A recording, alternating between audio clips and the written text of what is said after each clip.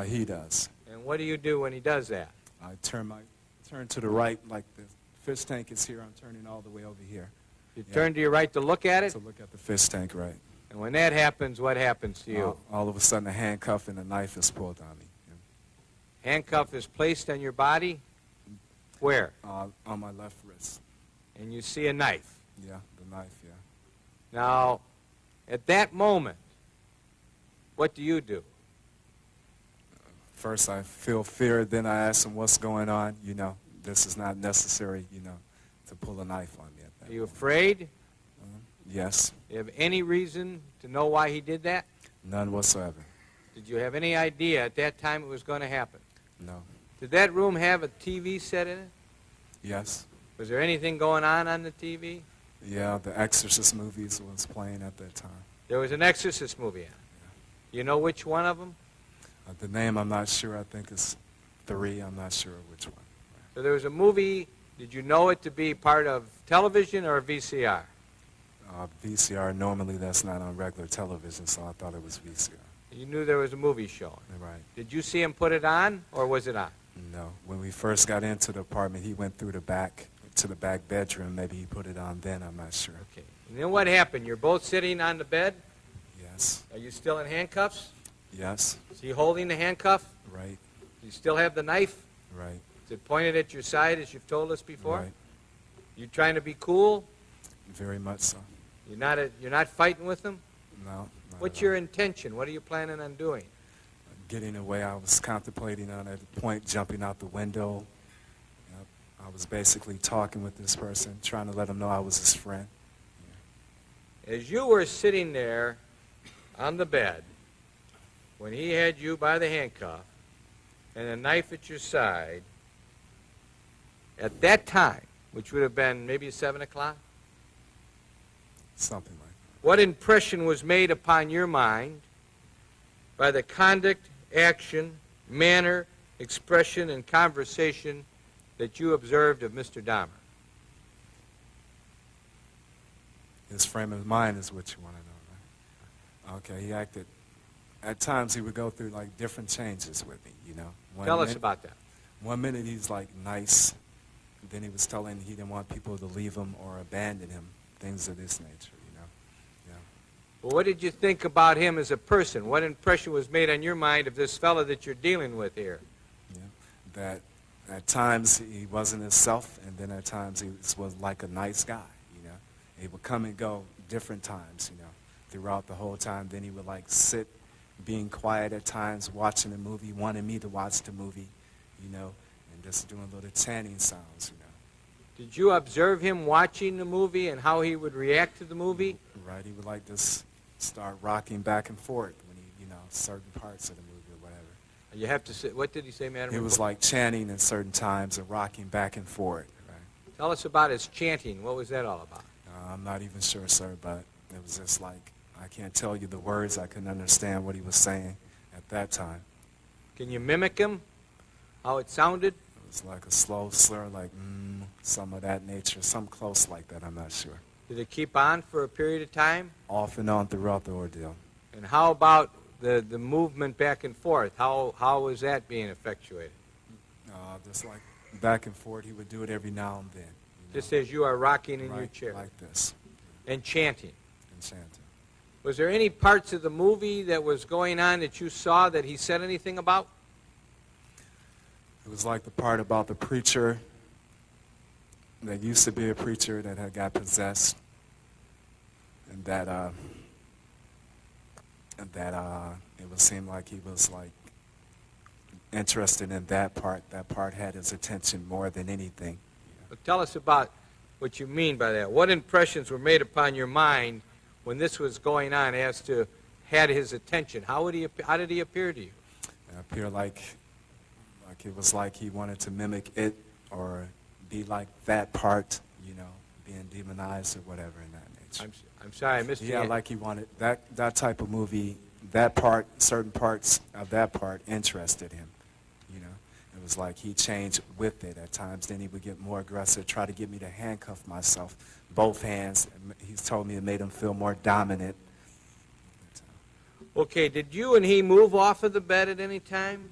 He told me to lay down, face down, put both of my hands behind my back because he changed again at that point, like he got more aggressive at that time. Okay, now, but tell us, did he still have the knife out?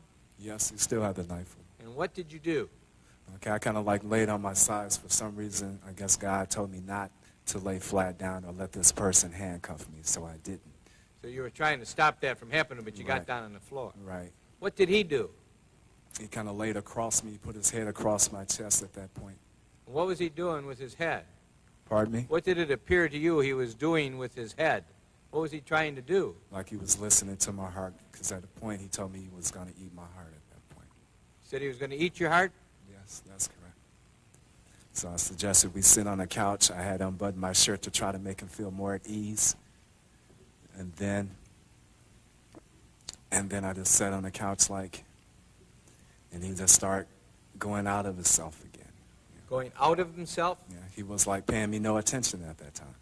Like he wasn't there? He started the chanting again, and it's like just sitting there, And then I just, for some reason, I said, well, I need to go to the bathroom again, and he didn't follow me at that point. So I reached up, I got up, and then I hit him, and I ran out. So you hit him? Right. Did you have any other belongings there? Yeah, I have my bag right there at the end of the couch. I sit in exactly the same place that I sit when I went in there. So when you got up, he let go of your cuff to let you go to the bathroom again? He just let me stay there. I was going to go for the window. At that point, he didn't even have the cuff. It's like I wasn't even there anymore. And when you saw that, what'd you do? Mm-hmm. I just seized the opportunity. I said, well, at least I'm going to die trying. I'm not just going to sit here, What'd you do, son? I hit him, and I ran towards the door, and he was right there, tried to grab me, get me back in there. And what happened? Then I made it outside. So he wasn't able to bring you back in? Bring me back in there, no. He tried? He tried. And as you left that apartment, as you got away from him, I'm going to ask you again, what impressions were made on your mind by the conduct of Jeffrey Dahmer, by the actions of Jeffrey Dahmer, by the manner, expressions, and conversations of Jeffrey Dahmer that you observed? Can you give us some words? It's like I told the policeman that this freak, this crazy guy, was trying to hurt me. Did you run out of the building? Yes, I did. Did you summon help? Yes. Milwaukee Police Department? That's correct. Did they come back there with you to the apartment? Right. Did you eventually go back into the apartment with the Milwaukee police officers? Yes. And then he was arrested. Right. Dr. Dietz explained the compulsions of Jeffrey Dahmer. The favorite activities he describes are what he often refers to as light sex: kissing, touching, rubbing, hugging. The kinds of activities that between consenting adults would often amount to foreplay are things that he has emphasized with victims and with other partners. Those were activities, and those are normal activities with a consenting adult, that give him pleasure and that he always enjoyed. But he describes difficulty in getting partners to restrict themselves to just that, because the partners that he found most often wanted to do more than that. And one of the things more than that some of them wanted to do was to have anal sex with him, which he did not like. Having had a few painful experiences, he did not want to be in that position. Also, the partners that he was able to find universally had a deadline when they had to leave, and he was unable to spend as much time as he wanted doing these more gentle, ordinary activities with them.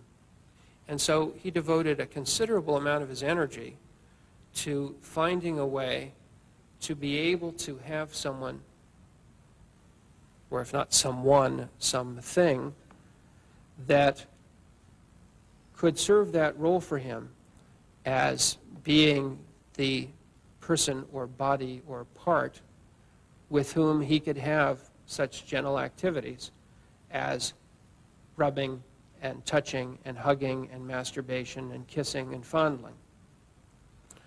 And it's in the course of trying to find a way to keep a person for that he engages in most of the more extreme behaviors surrounding the killings for which he's charged.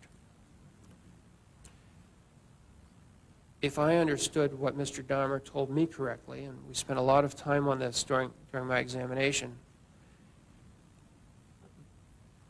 his preference, his first choice, would have been always to be able to have a living, breathing, consenting partner who permitted him to engage in all of these light sex, to use his term, activities that were his favorite. And in fact, he said to me that had any of the victims agreed to stay with him for several weeks, then he would not have killed them if they'd agreed to stay and do these things. And there were a few whom he found particularly appealing because the physique was so close to his ideal that had he been able to have a continuing relationship with those men, he felt he would have had no need for any of the rest of what he did, no particular desire to do it. So if he couldn't have them in that way, as a consenting, continuing partner, the second best way would be to have them in some other state in which they would remain with him and still be available for these activities. And the second choice that would be best for him, he thought, would have been if he could have had one of them whose will had been destroyed. And the two techniques he actually tried were, of course, drilling into the skull and injecting acid into the what he thought would be the frontal lobe region, and likewise drilling into the skull and injecting boiling water into the frontal lobe region. And Mr. Dahmer is not the first serial killer to wish to create sex slaves and to take steps to try to create such persons who would be available for his sexual use. His third choice, and one that he often got, really, was an unconscious partner, because someone who is unconscious but alive allows him to do all of those things that he likes to do. His next choice after that was that if he could find one